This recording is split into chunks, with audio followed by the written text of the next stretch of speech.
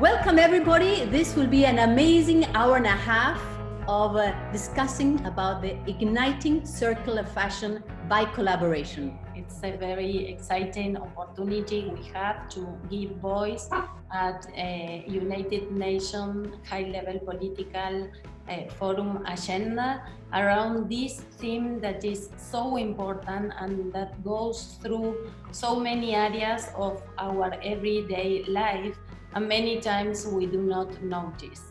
I think that fashion is the industry of textiles and the fashion industry is a huge opportunity in order to make changes and collaborate for a systemic change in the way we consume, we produce, and we relate with nature and with each other.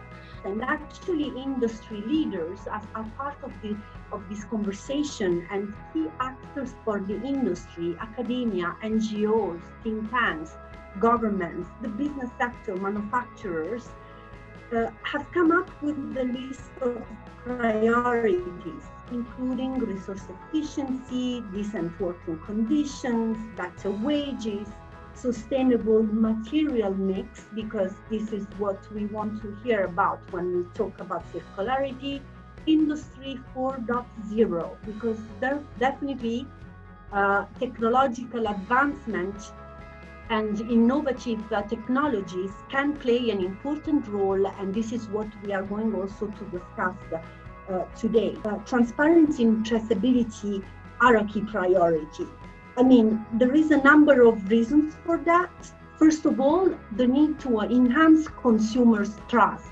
There is a lot of evidence that consumers are willing to pay, for more sustainable products and products that are done more responsibly. And so I think there's an element here of how also can we talk about how traceability and transparency can support in these elements, but also how can we build in and support the provision of advanced manufacturing processes and technologies that can support these companies in the middle of the supply chain.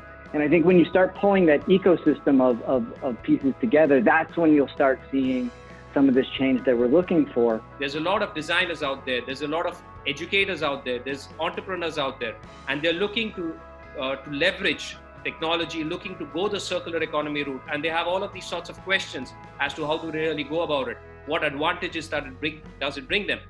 So before I again get into that, I just also want to make another point about HxN, and that's precisely about how HxN as a collaborative network has been working with more than 7,500 sustainable artisans across Patagonia, with strategic alliances that include universities, CNA, United Nations, ITC, UNECE, World Economic Forum, and all of these good people who come together to work closely with Adriana, with HxN, to help MSMEs, to help designers really take their businesses forward.